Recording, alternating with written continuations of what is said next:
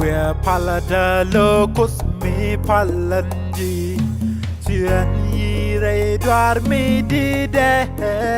long Chirawana rei dwar mi lot salabiti mata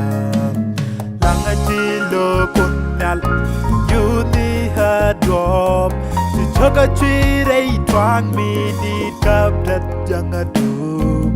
Awarei boy du locus min salpag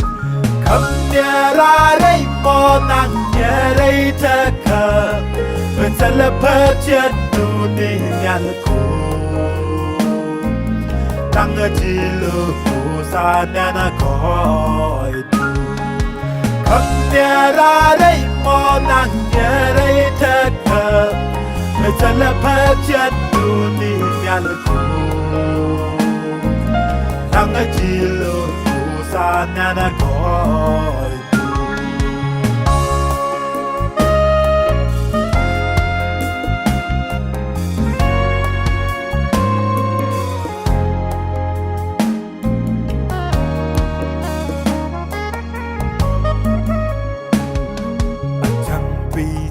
Thana moy ke on the tea bag A chang bi chay thana moy ri dial we mon Me chang nang a pon re wa bi yada wa ni nyal Me ta ke ri Ma chole jin diogan di Ko jin luak ta lo kus pale ai ka Lang a chi lo diogan di Anana goi Kam nyarai mo nang nyarai taka Min salapag chadu ni nyalko Nanga chilo ko sa nana koi tu Kam nyarai mo nang nyarai taka Min salapag chadu ni nyalko Nanga chilo sa nana koi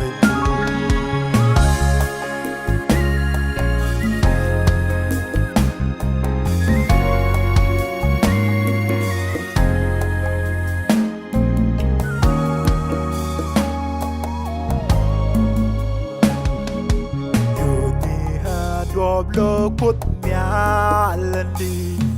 Ko bajal rei tu kerei mahaladu Kam myara rei mon mi tatin rei wa Akun nyalabum Chura teke Aloy du koche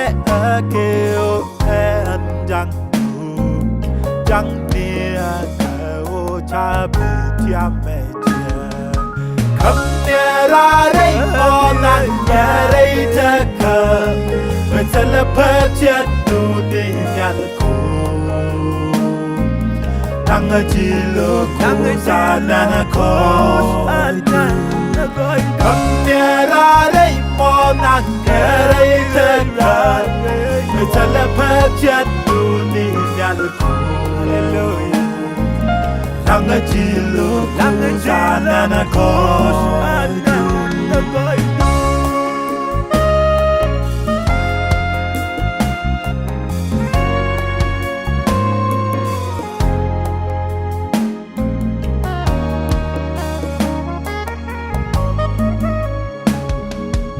Ngalo kunal kaloi tu kochke Ko an chan mi gurdwar kaji Chẳng thala mi jag loi du ka tet re lan ni ka Tan ni ke khai loi Ka halo kunal Ko chala ni ji ke chang ke ne war Ko ji ke khai loi lo kus pale hai ka